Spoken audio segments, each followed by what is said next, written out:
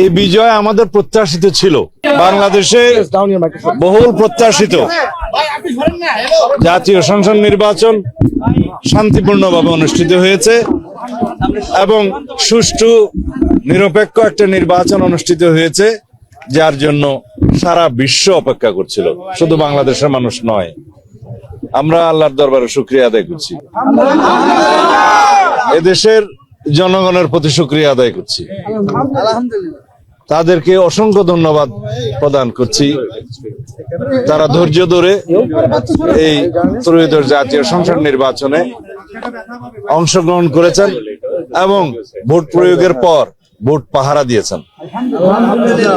দুই একটি ছোট খাটো বিচ্ছিন্ন ঘটনা ছাড়া উল্লেখ করার মতো তেমন কোনো ঘটনা ছিল না।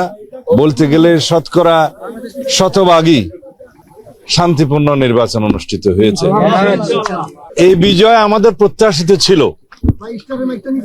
আমরা বাংলাদেশের জনগণের যে স্রোত বিএনপির অভিমুখে দেখেছি, আমাদের নেতা জনাব তারেক রহমান যেখানেই গিয়েছেন, তিনি স্বদেশ প্রত্যাবর্তনের পরে যেই অভ্যর্থনা পেয়েছেন, আমরা তখনই এদেশের মানুষের মন বুঝতে পেরেছি। তা অপেক্ষা করছে দীর্ঘ 17 বছর পরে গণতান্ত্রিকভাবে একটা নির্বাচনে অংশগ্রহণ করে ভোটাধিকার প্রয়োগ করে এদেশের নতুন যাত্রা শুরু করার জন্য।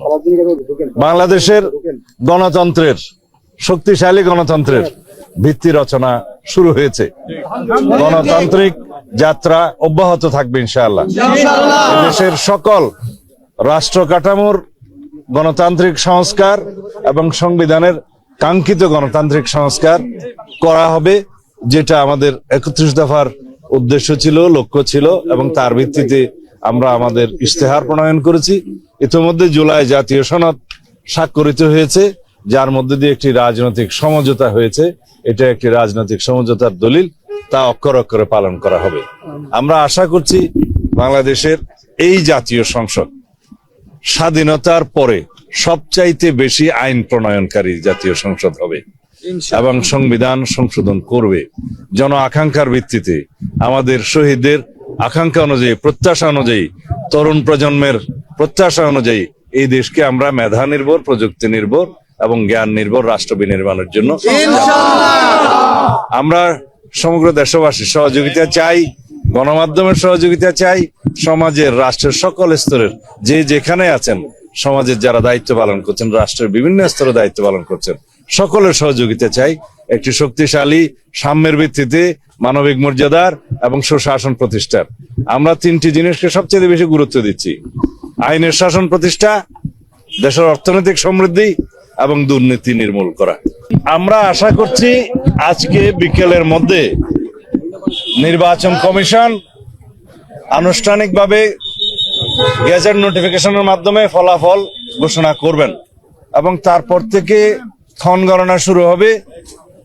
সংসদ সদস্যদের শপথ নেয়ার বিষয়টি, সেটা সাংবিধানিকভাবেই হবে ইনশাআল্লাহ। Of course the people of the country, they knows this is very much inclusive election, and if you like to mention the exclusion of Awami League and etc., people have rejected through the mass uprising in last August 2024, and they are being prosecuted, and also the investigation is going on as against the political party Awami League.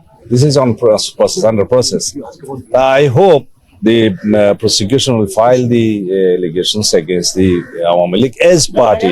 We always press for her extradition according to law. This is in between Foreign Ministry of Bangladesh and Foreign Ministry of India. We also ask the government of India to please send her back for facing the trial in our country.